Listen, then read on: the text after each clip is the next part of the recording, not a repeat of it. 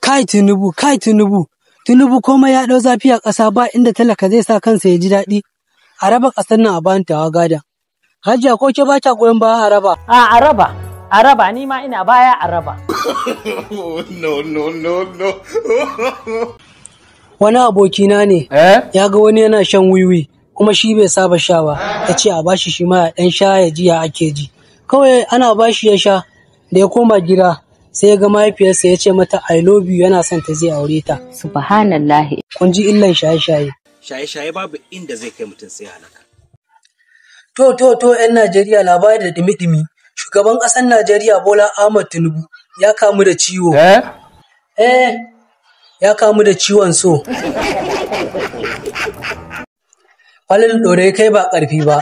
Ina kai ina shiga dambe don kaji an ce an sa kyautar 100,000 ga duk wanda ya nasara ya lashe gasan. Ai ga nan kaji an kumbura ma ido. Wai da haka hada ku ne fasa ma ido haka. Shagon mada. Da shagon mada haka hada ku ya fasa ma ido haka. To Allah shi kyauta.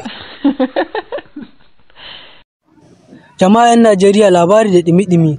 Shugaban ƙasa Bola Ahmed Tinubu Allah ya masa rasuwa. Allah ya masa rasuwa a mafarkin da na yi jiya. Na so a ce mafarkin da na yi ɗin gaske ne. Dan muna shan bakar wahala a wannan mulkin nasa.